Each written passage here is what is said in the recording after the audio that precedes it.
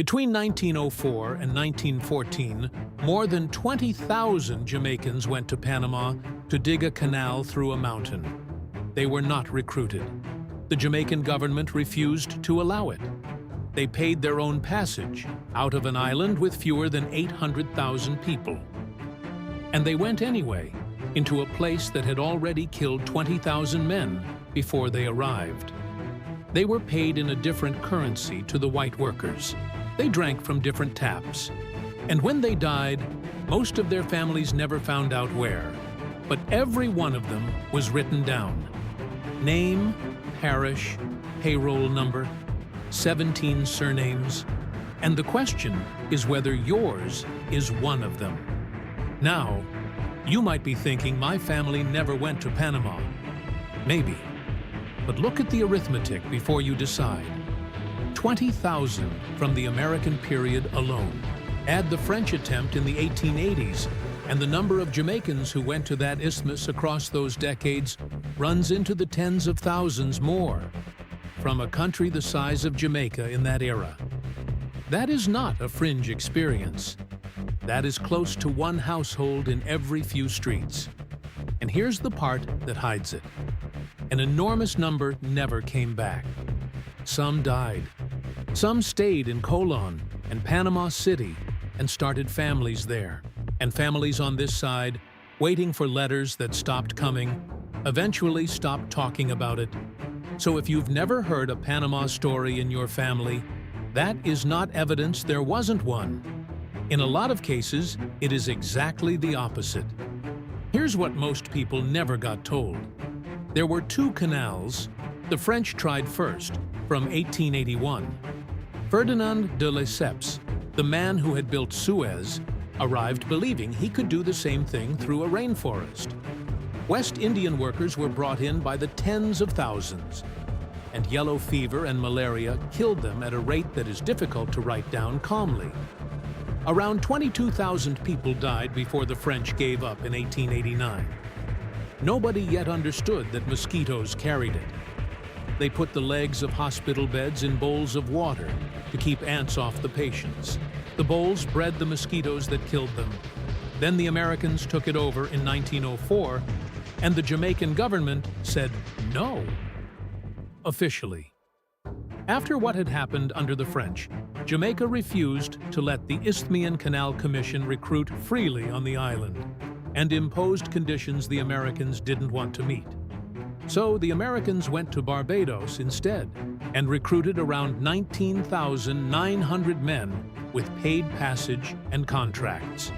Jamaicans went anyway, without contracts, without paid passage, buying tickets with money their families didn't have, for work nobody had promised them. Those are the men in the records, 17 surnames, counting down. Stay for number 3. Because it's the name of the fruit company whose banana boats carried most of these men out of Jamaica. And the same ships brought their wages back. Number 2 is about what happened to the men who returned rich, and the song Jamaicans still sing about them without knowing what it means. And number 1 is a man who went to Central America as a timekeeper, watched what was being done to West Indian workers there, came home, and started something that changed the century. Before we start, comment your surname and your parish. And if there is a Panama story in your family, tell it. A great-grandfather who went. A relative who never came back. A house that got built when somebody returned. A cousin in Colón you've never met. Those stories are disappearing faster than any record in this channel, because they were never written down anywhere except in people's mouths. 17 down to 1. Number 17, Sibley's. Sibley's is one of those surnames that barely exists outside Jamaica and the Jamaican diaspora, and rare names matter enormously here for a specific reason. The Panama payroll records are organized by name and number. A Brown or a Smith in those ledgers is almost impossible to isolate. A Sibley's is not. If your name is uncommon and there is any family memory of Panama at all, The records can realistically be searched. That is not true for most of the archives on this channel. Number 16. Wau. Wau is a border name, from the Old English for a stranger or a Briton, the same root as Wallace. Jamaican Wau's sit mainly across the central and western parishes, and the west is where the Panama migration hit hardest. Westmoreland, Hanover, and St. Ouent. James lost young men to the isthmus in numbers that show up in the parish population figures of the period. Whole districts sent their working-age men to one country in one decade. Number 15, Ebanks. Ebanks is a name shared between Jamaica and the Cayman Islands, and it points at something the Panama story makes visible. The Caribbean in this period was not a set of separate islands. It was a labor circuit. Men moved between Jamaica, Cuba, Costa Rica, Panama, Colón, and back, following work. Cane, bananas, railway, canal. Panama was the largest single node on that circuit, but it was never the only one. If your family has a Panama story, there is a decent chance there's a Cuba story or a Costa Rica story sitting behind it. Number 14. Wisdom. Wisdom is an English surname from a nickname, and it survives far better in Jamaica than in England. Now, the work. On the American Canal, West Indian men did the excavation, the drilling, the dynamite, the loading of spoil trains in the Culebra Cut. The 9-mile trench hacked through the Continental Divide. Culebra was the most dangerous ground on the project. Landslides swallowed months of work. Dynamite went off early. The official records list deaths by explosion, by rockfall, by train. Almost all of those names were West Indian. Number 13. Marsh is English and topographic, and Jamaican marshes cluster in the south and center.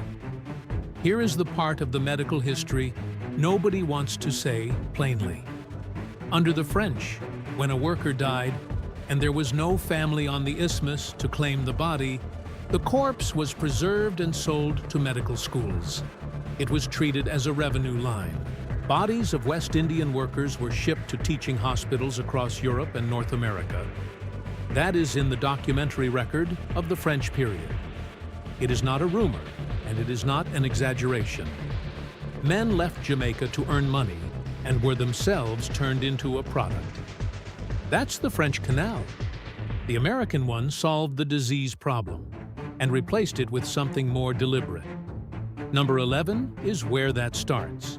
Number 12, Riley is Irish, o ragale, and it's common enough across Jamaica to appear in most parishes.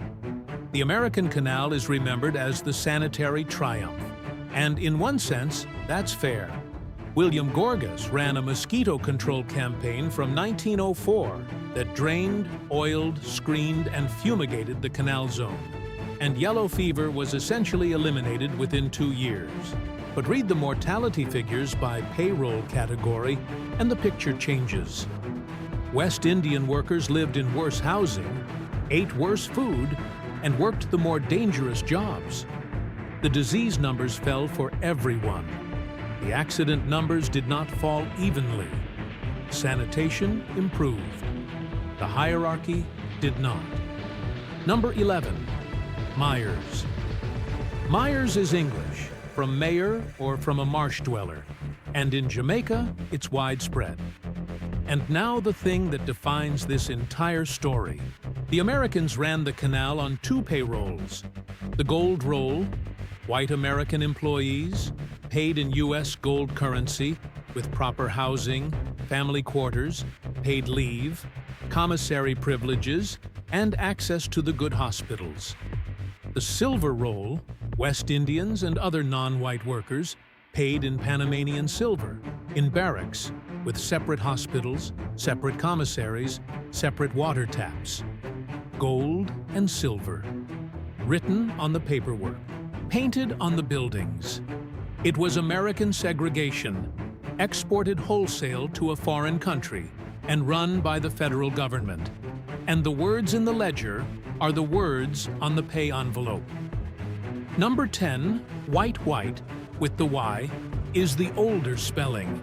And in Jamaica it holds on where in England it mostly didn't, which is a small thing, but it points at something real about the silver roll workers. They held on to what they had. Spelling, church, funeral customs, food, cricket. The Afro-Antillean community that grew in Colón and Panama City built its own churches, its own lodges, its own schools, and kept English as a home language in a Spanish-speaking country for generations. There are Panamanians today with Jamaican surnames who have never been to Jamaica and still know exactly which parish their people came from. Number 9, Tomlinson. Tomlinson is English, a diminutive of Thomas, and Jamaican Tomlinsons are spread across the center and east. Something worth understanding about who went. The men who left for Panama were not the destitute. Passage cost money, and the men who could raise it were the ones with a little land, a trade, a family that could scrape a fare together. So Panama drained Jamaica of exactly the people the island could least afford to lose. Young, able, ambitious, and willing to gamble. That is the shape of every migration Jamaica has had since. Panama was the first at scale. Number 8, Brian is Irish and Norman by origin and thoroughly Jamaican in practice. Here's a number that should sit with you. The official American figure for deaths during construction between 1904 and 1914 is 5,609. The overwhelming majority were West Indian. Now, hold that beside the French period, around 22,000. And understand that the total figure for that isthmus, across both attempts, is somewhere north of 25,000 human beings. A very large share of them were from this island, and most were buried where they fell.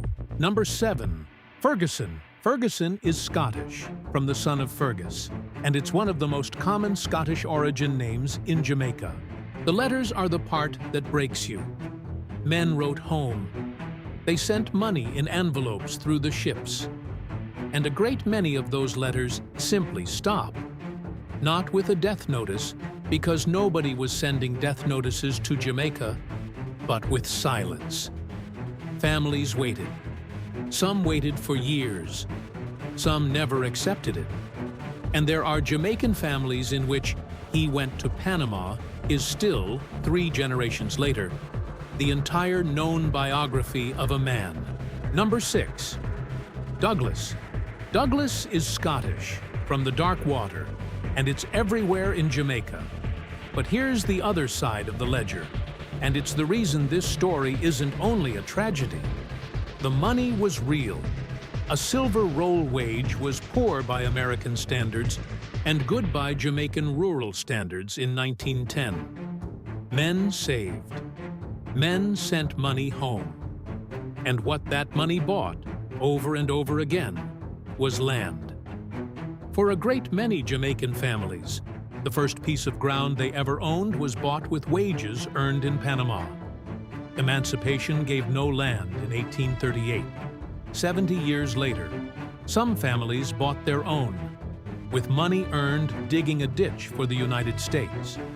Number 5, King is English, from a nickname, and in Jamaica it's common in every parish, and it's the right name to say this under. The canal opened in 1914. It cut 14,000 kilometers off the voyage from New York to San Francisco. It reorganized global shipping, made the United States a 2-ocean power, and it is still, today, one of the most profitable pieces of infrastructure on Earth. It was cut through rock by men from Jamaica, Barbados, Martinique, and Guadeloupe on a segregated payroll, and for most of the 20th century, their names appeared nowhere in the telling of it. The engineering is celebrated. The engineers have statues. The silver roll has a filing cabinet. Number 4, Levy. Levy is a Jamaican surname with 2 roots. It belongs to the island's Sephardic Jewish community, one of the oldest in the Americas, and it is also carried by Black Jamaican families by the same mechanism as every other name on this channel, the estate. And Levy points at Panama's other archive. Because the canal was not just American ledgers, it was shipping companies, commissary accounts, hospital admissions, church registers in Colón, and Panamanian civil records. Men married there, children were baptized there. If your family's trail ends in Jamaica, it may not have ended. It may have moved and be sitting in a Spanish-language parish register in Colón that nobody in your family has ever thought to look at. Number 3. Fife. Fife is Scottish, from the Kingdom of Fife, and in Jamaica it is also the name on the side of the boats. Elders and fiefs ran the banana trade between Jamaica and Britain, and the banana fleets were the arteries of this whole period. The same steamers that carried fruit out carried men out. The same routes that brought machinery brought remittances back. Bananas and the canal are the same economy. United Fruit was operating across Central America in exactly these years, on exactly these ports, employing exactly these people, which is how a young clerk from St. Anne ended up on a plantation in Costa Rica in 1910. We'll get to him. Number 2, Senior, is a Jamaican surname of English origin, and it takes us to the men who came home. They were called Colón men. A Colón man came off the boat in a suit, a gold watch chain, shoes, money in his pocket, and stories nobody in the district could check. He bought land. He built a house with a veranda. He was, for a while, the richest man on his road. And Jamaica wrote a song about him. Colón man a come. 1, 2, 3, 4, Colón man a come. It's still sung. It's a children's song now. It is not entirely an affectionate song. There's a mocking edge in it, aimed at the watch chain and the swagger. What almost nobody singing it remembers is what those men had to survive to buy that watch, or how many left with them and never came back to be laughed at. And number 1, Garvey. Garvey is a Jamaican surname of Irish origin, and in 1910, a young man carrying it left St. Anne and went to Central America looking for work. Marcus Garvey took a job as a timekeeper on a United Fruit plantation in Costa Rica. Then he traveled through Panama, Nicaragua, Ecuador, Colombia, and Venezuela. And everywhere he went, he found the same thing. West Indian men, doing the most dangerous work in the hemisphere, paid on a separate roll, housed separately, buried separately. He wrote about it. He petitioned the British consular authorities on behalf of West Indian workers, on the grounds that they were British subjects and entitled to protection. He was ignored completely. And that is the moment. Not a speech, not a book. A young clerk from St. Anne, discovering that the empire his passport belonged to would not lift a finger for men who were dying for it. He came home to Jamaica in 1911. He went to London in 1912. And in 1914 he founded the Universal Negro Improvement Association in Kingston. The Panama Canal opened on the 15th of August, 1914. The UNIA was founded within weeks of it. The largest movement of black people in the history of the modern world began in the same month as the canal it was, in part a response to, started by a man who had gone to the Isthmus to earn a wage and come back with something else entirely. That's the thing nobody tells you about these records. The silver roll exists because the United States government wanted to keep track of who it was paying less. Every name on it was written down for the purpose of separating that man from a white man doing the same job. And it is now, 120 years later, one of the most complete lists of ordinary Jamaican men that has ever existed. Names, ages, parishes, payroll numbers, they kept the receipts. They always do. And now the receipts are the evidence. 20,000 men left this island for a place that had already killed 20,000, without contracts, without paid passage, and against their own government's advice. Some of them died there. Some of them stayed and became Panamanian. And some of them came home in a suit with a gold watch chain and bought the first piece of land their family had ever owned in 400 years. Comment your surname and your parish. And if there is a Panama story in your family, even half of one, even just a name and a rumor, put it below. Those are vanishing faster than any archive. Your people didn't just get taken places.